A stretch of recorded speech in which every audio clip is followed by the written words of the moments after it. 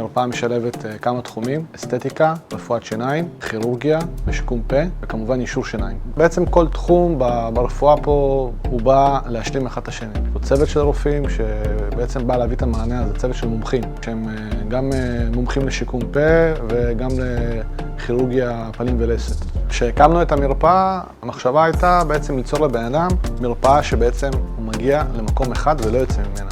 one stop shop. הכל נמצא פה תחת קורת גג אחת. צילומים, סריקה דיגיטלית, הדמיית מחשב, בין אם זה טיפול שורש, כירורגיה פה ולסת, יישור שיניים, טיפולי חניכיים, שיננית. מטופל מגיע למרפאה, ממלא שאלון בריאות, נכנס אליי לחדר לפגישה ראשונה, שואל אותו קודם כל מה מפריע לו. מטופל שמגיע למרפאת שיניים, מלכתחילה קשה לו להגיע למרפאת שיניים, הוא מגיע כי כואב לו. אז קודם כל מבינים את הצורך הבסיסי שלו, הרגשי שלו, שבעקבותיו הוא הגיע. משם עושים לו צילומים, נותנים לו תוכנית טיפול, ומתחילים בעצם להסביר לו ובעצם ללוות אותו, יד ביד, כתף אל כתף. עד שבן אדם מרגיש מספיק בטוח ועושה את הטיפולים, הוא מתחיל איתם והוא מסיים איתם. כי לצערי, בתחום שלנו הרבה מאוד מטופלים חווים חרדה דנטלית והם נוטשים את הטיפולים והם לא ממשיכים.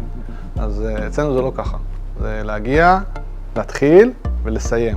ואחר כך ללוות תחזוקה, שיננית וכן הלאה וכן הלאה. מה שמושך אותי ברפואת שיניים, קודם כל זה להגיע לאנשים, לטפל להם בכאב. לדעת לעזור לאנשים, לגרום להם לחייך, זה דבר ראשון. דבר שני, זה אומנות. מגיע להם מטופל בלי שיניים, ופתאום אתה, מה שנקרא, מפסל לו ומעצב לו חיוך חדש, מושלם, ועם החיוך הזה הוא הולך לכל מקום. החיוך הזה רואה הרבה מאוד מקומות אחר כך. וההרגשה הזאת שאתה יודע שאתה גרמת לבן אדם לחייך, והוא כבר לא כואב, והוא כבר גם לא חרד להגיע לרופא שיניים, עשיתי את שלי.